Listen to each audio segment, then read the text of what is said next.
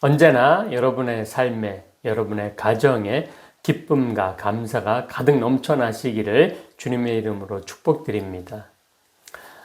저는 종종 강아지와 산책을 합니다. 하천을 거닐 때가 있는데 하천 주변에는 조그만 돌들이 많이 보입니다. 저는 가끔 둥글고 무늬나 색깔이 마음에 드는 돌멩이가 눈에 띄면 주머니에 넣고 오는 경우가 있습니다.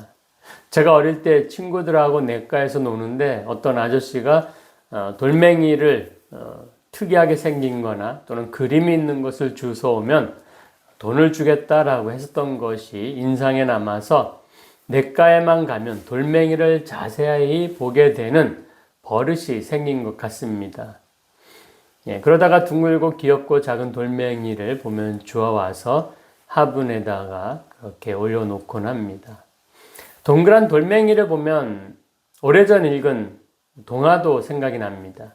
비바람이 세차게 몰아치던 어느 날 돌산에 있던 바위가 찌찌야 갈라지면서 돌멩이 하나가 튕겨나와 여행을 한다는 이야기입니다.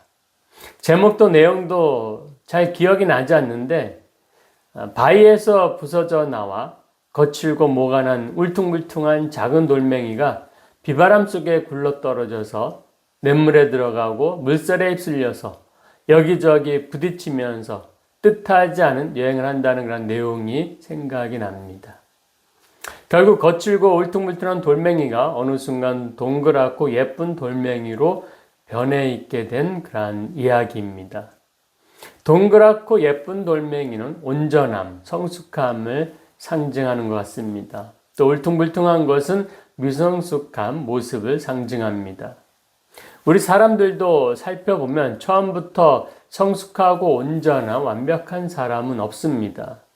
그래서 사람은 흠이 많은 존재입니다. 그래서 교육과 훈련을 합니다. 그러면 어느 정도의 수준에 오르게 됩니다. 그런데 사람들은 더 욕심을 내서 완벽을 추구합니다. 사람들이 생각하는 한 사람의 완벽함은 어떤 것일까요? 예쁘거나 잘생기고 키가 크고 근육질이 다부지고 또 몸매가 좋고 착하고 머리도 좋고 능력 있고 뛰어나고 돈도 부족하지 않고 실력도 있고 운동과 예술성도 있고 마음도 넓고 심지어 유머도 있는 사람입니다. 그러나 이런 완벽함은 사람에게 불가능합니다. 무엇인가는 꼭 부족한 것이 있기 마련입니다. 그래서 나의 불완전함을 채워줄 완벽을 다른 대상에서 찾게 됩니다. 그 대상자는 배우자이거나 자녀가 될 때가 많습니다. 하지만 이것이 욕심이라는 사실을 모른 채 깨닫지 못하면 끝도 없이 원망하고 불만의 소리를 가족들에게 하게 됩니다. 그래서 배우자하고도 또 자녀하고도 갈등과 대립의 관계가 돼서 위험해집니다. 그 가정은 평안하지 못합니다. 사람의 대부분의 심성이 그렇습니다. 그러한 사람이 율법을 만나면 그 완벽을 추구하는 욕심이 최고점을 찍게 됩니다.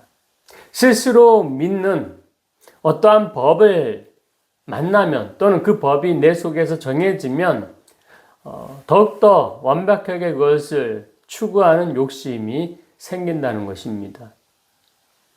율법은 완벽하게 지켜야 한다라고 믿고 있습니다.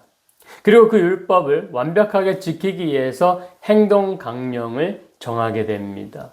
규칙을 정합니다. 그래서 율법이 더욱더 세밀해집니다.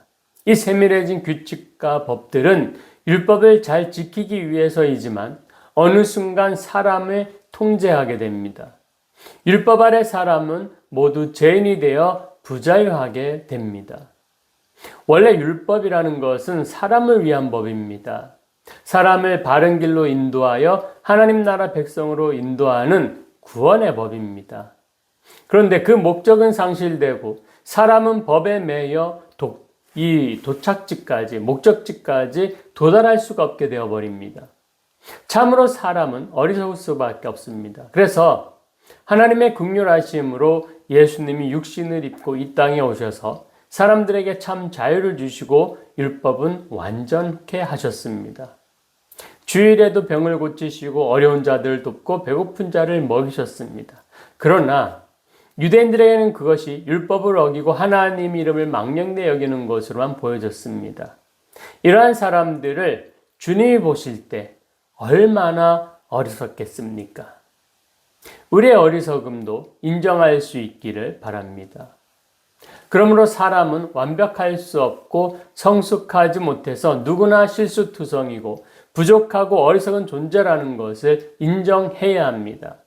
그리고 내가 바라는 이상형은 상대에 대한 나의 욕심이고 내가 가지지 못한 한 부분일 뿐이라는 생각도 할 수 있어야 합니다. 이런 관점으로 우리는 가족을 또 가정을 바라봐야 합니다. 그래야 내 안에 욕심이 사라지고 평화가 생겨날 것입니다. 오늘은 가정의 달 5월의 마지막 주일입니다. 오늘 우리는 우리 가족에 대해서 얼마나 욕심을 부려왔는지 깨달아야 합니다. 그 욕심이 가족을 힘들게 했다는 사실도 깨달아야 합니다. 깨달아 달라지면 가정이 화목해지고 평화롭게 될 것입니다. 이것은 놀라운 변화입니다. 한 사람의 변화가 가정이라는 작은 세상을 달라지게 할 것입니다. 나아가 큰 세상까지 달라지게 할 수 있습니다. 이와 같은 한 사람의 놀라운 변화를 회심이라고 말할 수 있습니다. 오늘 우리에게도 회심의 역사가 일어나기를 축복드립니다. 오늘은 감리교회 창시자라고 하는 존 웨슬리의 회심 기념 주일입니다. 존 웨슬리 한 사람의 회심으로 세상이 달라졌습니다. 그것을 기념하는 주일입니다. 존 웨슬리는 1703년 영국의 링컨주 웨베의 가난한 목사의 가정에서 태어나 1791년 88세까지 거의 한 세기를 살았습니다. 그는 어려서부터 늘 규칙적인 생활을 했습니다. 그는 163cm의 키에 몸집은 가냘프고 용모가 단정했습니다. 재치 있는 말솜씨, 시적인 글솜씨, 그리고 착한 성격과 책임감이 강했고 정의감이 남달랐기 때문에 학생들 간에 인기 있는 모범생이었습니다. 신학교 시절부터 신앙 동아리를 결성하여 지독하게 성경 공부를 하고 정기적으로 기도 모임과 전도와 봉사활동을 했습니다. 하나님께 조금이라도 더 가까워지고자 그렇게 경건 생활에 힘썼습니다. 참 훌륭하고 본받을 만한 사람이었습니다. 존 웨슬리가 이처럼 모범적인 사람이 될 수 있었던 것은 그의 가문의 영향이 크다고 봅니다. 가장 큰 영향은 어머니가 아닐까 생각합니다. 존 웨슬리의 선조들은 신앙과 경건과 학문과 시와 음악과 도덕과 충성심으로 교회와 나라를 지키며 천년의 세월을 살아온 명문가였습니다. 존 웨슬리의 선조들은 돈과 부에서 가난했으며 세속적인 명예와 권력에서도 가난했습니다. 그러나 그들은 가난과 고독과 박해와 고난 속에서 오히려 경건과 학문과 성직을 온전히 지켰으며 후손에게 거룩한 유산을 물려주었습니다. 존 웨슬리는 1703년 영국 국교의 목사인 사무엘 웨슬리와 수잔나 웨슬리 사이에 19자녀 중에 15번째 아이로 태어났습니다. 그가 태어난 웨빕은 평화롭고 아름다운 동네였습니다. 존 웨슬리의 어머니 수잔나는 당대 영국 청교대 대부로 존경받고 있던 아네슬리 박사의 25번째 막내딸이었습니다. 그의 어머니는 엄격한 규칙을 만들고 규칙대로 자녀들을 교육하였습니다. 존 웨슬리의 어머니가 정한 규칙은 다음과 같습니다. 주일 성수, 부모님께 순종, 거짓말 안 하기, 서로의 이름을 부를 때 브라더와 시스터를 붙이기, 남의 소유권 침해 안 하기, 시간과 약속을 정확히 지키기, 해초리를 두려워하기, 잘못하고 매맞고 울 때는 소리내지 않고 울기, 경박한 말이나 장난 안 하기, 간식 안 먹기, 조용히 말하기, 가족 기도회에 철저히 참여하기, 음식을 버리거나 남기지 않기, 침대와 이부자리 교체, 또 옷 입고 또 벗기 등은 스스로 하기 등 여러 가지 규칙을 정했습니다. 이러한 규칙을 잘 지키면 상을 주었고 잘 지키지 않았을 때는 벌을 받기도 했습니다. 규칙을 잘 지키며 성장한 존 웨슬리는 옥스퍼드 대학교에 들어가서도 규칙을 만들어 생활했다고 합니다. 바로 그것이 홀리 클럽에서의 규칙인데, 이 홀리 클럽을 동생 찰스 웨슬리가 시작하는데 규칙과 시간을 정확하게 지키며 존 웨슬리의 영적, 학문적 지도력에 의해 아주 건전하고 강한 영향력을 지닌 경건 훈련 모임으로 발전시켰고, 후에 위대한 메소디스트 운동을 낳게 된 그런 모체라고 할 수가 있습니다. 처음에는 3-4명이 3명, 4명이 출발했는데 1735년도에는 40명까지 가입이 되었다고 합니다. 메소디스트라는 이름은 홀리클럽 회원들을 조롱하면서 부르는 그런 주변 학생들의 별명이었는데, 옥스퍼드 대학교 전체로 소문이 났다고 합니다. 존 웨슬리는 이 별명을 싫어하지 않고 오히려 긍정적으로 받아들였습니다. 이 홀리클럽의 규칙과 활동을 살펴보겠습니다. 일찍 자고 일찍 일어나기, 자기 성찰과 기도, 영적 독서, 또 매일 영적 일기 쓰기, 영국 국교회의 예배와 기도에 참석하기, 모든 성찬에 참여하기, 매일 1시간씩 전도와 건면하기, 매일 9시, 오후 3시, 6시에 기도하기, 매주 수요일, 금요일 오후 3시까지 금식 기도하기, 정한 대로 중보 기도하기, 감옥의 죄수들을 방문하여 도움 주기, 매주 정기적으로 병든 사람을 방문하여 돌보기, 가난한 사람들을 방문하여 돌보기, 가난한 어린이들을 위한 학교를 설립하고 가르치기, 필수 생활비를 제외한 모든 수입은 남을 위해 쓰기.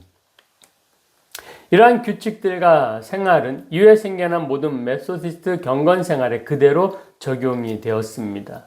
이는 경건과 학문과 사랑의 실천이 이상적으로 결합되고 개인적 경건과 사회적 경건이 조화를 이룬 이상적인 신앙 공동체이자 현대교회의 교회 갱신의 이상적인 모델이며 메소디즘 정신이 되었습니다. 결국 홀리클럽 회원들을 조롱하여 부르던 이 별명 메소디스트가 오늘날 감리교란 이름이 되었습니다. 오늘 우리도 이런 메소디스트 열심을 소유했으면 좋겠습니다. 오늘 본문은 유대교 지도자 니고데모와 예수님과의 대화입니다. 당시 대부분의 유대교 랍비들은 예수님을 위험인물로 경계했습니다. 그러나 니고데모는 그런 편견에 휘둘리지 않고 자기가 직접 경험해보고 확인해봐야 직성이 풀리는 사람이었습니다. 그래서 그는 한밤중에 은밀히 주님을 찾아와서 대화를 요청합니다. 요한복음 3장 2절에서 3절입니다.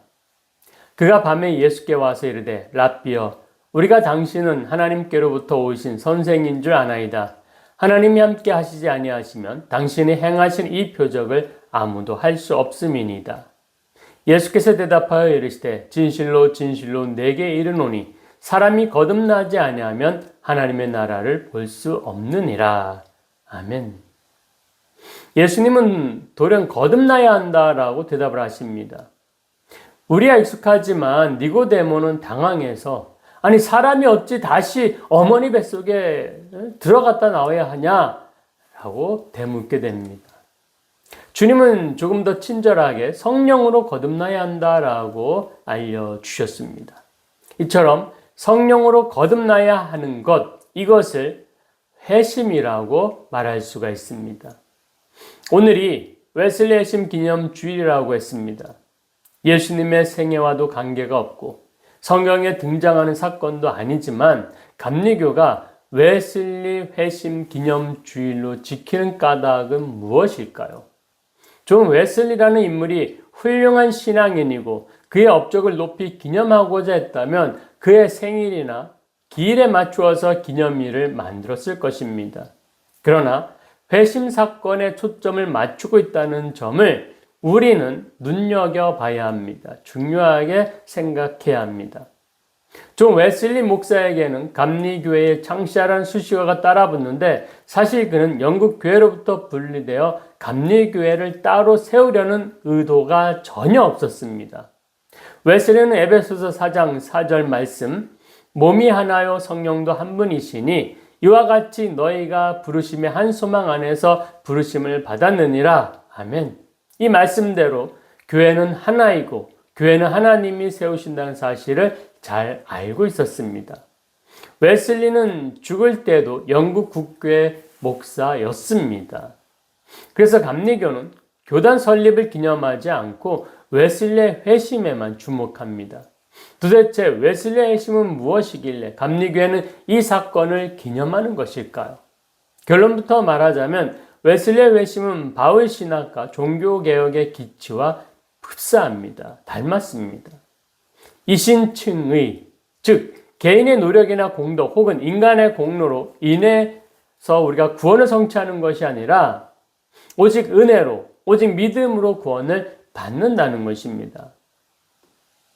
웨슬리는 신실한 신앙인으로 성화되고 싶은 그러한 열망에 사로잡혀 살았습니다. 그래서 신학교의 시절에 지독하게 성경 공부를 했고 규칙적인 모임 또 봉사활동을 한 것입니다. 하나님께 조금이라도 더 가까워지고자 했던 열망 때문이었습니다. 그리고 30대 초반 나이에 미국 조지아로 선교사로 파송을 갑니다. 그러나 거기서 처절하게 실패하고 그는 한밤중에 도망을 쳐서 고국으로 돌아오게 됩니다. 그는 심신이 무너진 채로 영국 올드스게이트 거리를 걷다가 모라비안 교도들의 찬송 소리를 듣고 모임에 참석하게 됩니다. 모라비안 교도들은 웨슬리가 조지아로 선교를 갈 때 폭풍이 몰아치는 배 위에서 대다수가 죽음의 공포에 떨 때에도 그들은 두려움 없이 찬송하며 기도했던 신앙 모임이었고 웨슬리는 그때 인상 깊었던 마음으로 그들의 모임에 참석하게 된 것입니다. 그날은 마틴 루터가 쓴 로마서 주석의 서문을 함께 읽었습니다. 같이 있던 웨슬리는 마음이 이상하게 따뜻해지는 경험을 합니다. 마음이 점점 훈훈해지는 경험을 하게 됩니다. 내 죄를 하나님께서 거두시고 죄와 죽음의 법에서 해방되었다는 느낌을 받고 감동이 밀려옵니다. 눈물이 납니다. 성령이 그에게 역사하신 것입니다. 그날이 1738년 5월 24일이었습니다. 조지아 선교의 실패를 통해 웨슬리는 스스로의 힘으로 구원을 얻을 수 없다는 것을 절실하게 깨우쳤습니다. 모라비안 교도 모임 교회 예배를 통해서 오직 믿음으로, 오직 은총으로 구원이 선물로 주어진다는 것을 깨닫게 되었습니다. 웨슬리의 회심으로 우리는 겸손해야 함을 깨닫게 됩니다. 왜 그렇죠? 전적으로 하나님의 은혜이기 때문입니다. 내 능력이 아니라 전적인 하나님의 은혜라는 사실을 우리는 알고 깨닫고 생활해야 합니다. 종 웨슬리는 훌륭하고 똑똑하고 흠잡을 곳 없는 완벽한 신앙인이었습니다. 어머니가 정한 무수히 많은 규칙을 완벽하게 수행했고 홀리클럽에서 정한 모든 규칙을 세우고 행동했던 메소디스트였습니다. 20대에 학위를 받고 목사 안수를 받고 교수를 했을 정도로 실력이 출중한 사람이었습니다. 그럼에도 불구하고 그의 회심이 있기 전까지는 하나님이 보시기에 어리석은 사람이었습니다. 부족한 사람이었습니다. 실력 믿고 당당히 출발한 선교를 실패하고 말았습니다. 교만했던 사람이었죠. 그동안 수십 년의 노력이 허무해지고 말았습니다. 오늘날 우리의 가정도 이러한 실패를 만나게 됩니다. 잘 짜여진 틀에서 행하면 문제없다고 생각을 합니다. 그러나 어느 날 우리의 자녀에게 이런 말 하게 될지도 모릅니다. 우리 애는 그런 애가 아니에요. 우리 애는 그런 애가 아니에요. 아니긴 뭐가 아닙니까? 부모 때부터 잘못된 것이었는데 또한 그 윗때부터 잘못된 것이었는데 사람은 완벽할 수 없습니다. 완벽할 수 없는 사람이 치밀한 계획과 완벽한 과정을 만들어 본들 그것이 정말 완벽할 수 있겠습니까?